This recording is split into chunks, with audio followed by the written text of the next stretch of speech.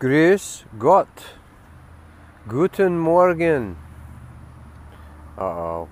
The Aryan thing is going to show up if I do too much German. Grüß Gott is an Austrian term when I lived in Austria that means greetings to God.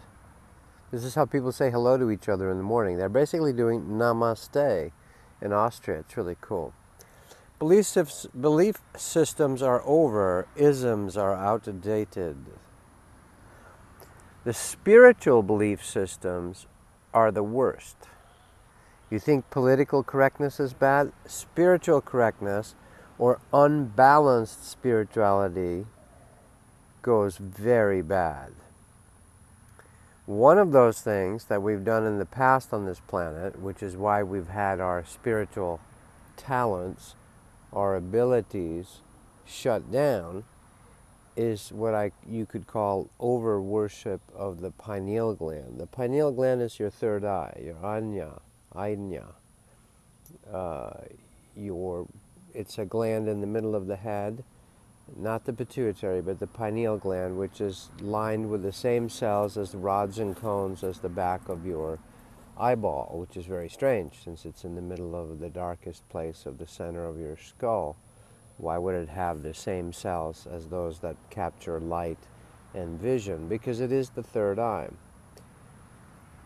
So lately the pineal gland, the pine cone, the secrets, all this, the giant pine cone at the Vatican Plaza, and so forth.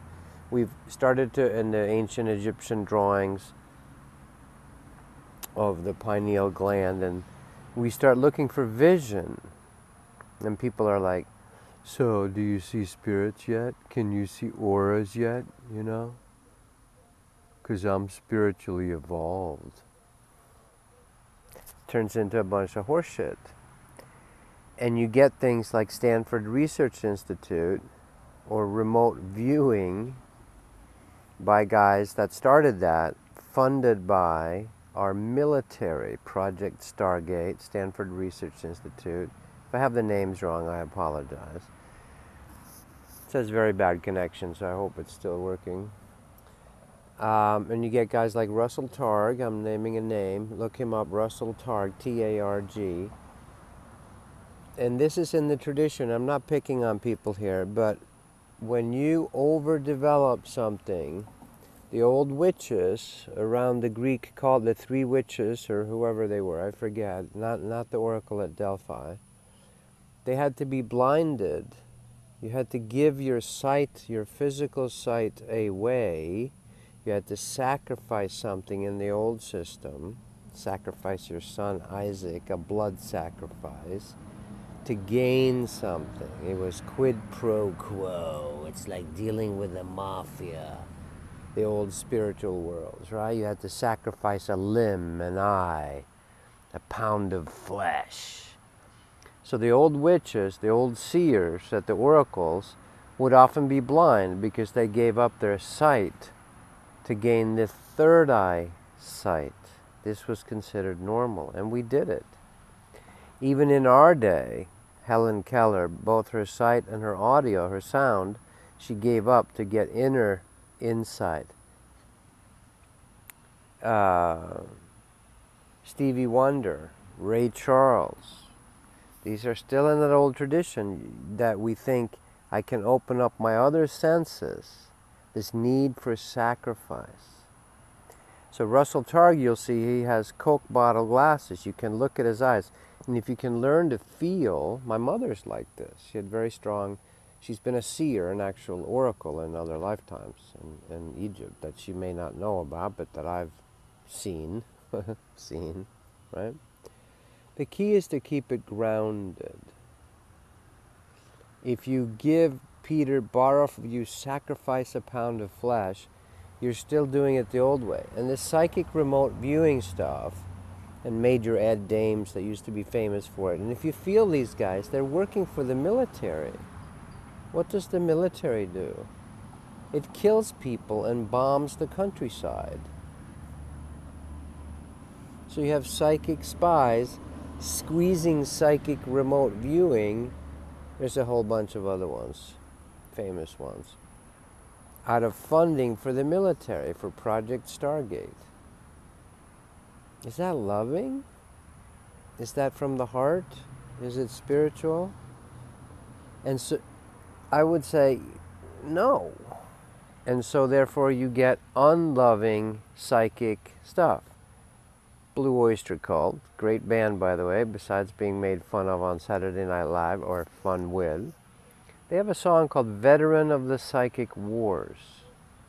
This is very true. Most of us are, which is why we've been so shut down into short human 80-year lives where we live these horrible polar bear in the zoo caught routines, pretty much. People literally in their houses or their apartments, mentally apart from each other, live like zoo animals.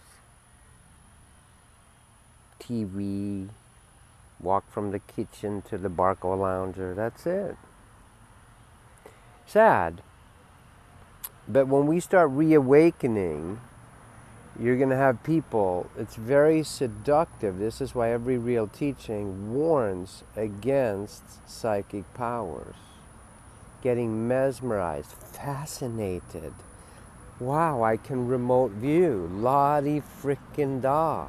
Big deal. If you don't have the full spectrum human, if you're just stuck in your head, your mentation, purple lights, indigo light, and the voice, you're half a human. You're an invalid. You're invalid as a real human. Don't get angry at me about that word. It's just interesting what the language does. Of course, we should have compassion for all of us and whatever journeys we're taking to reawakening.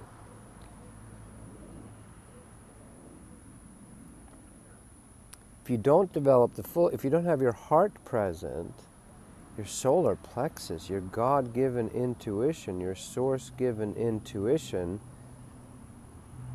that,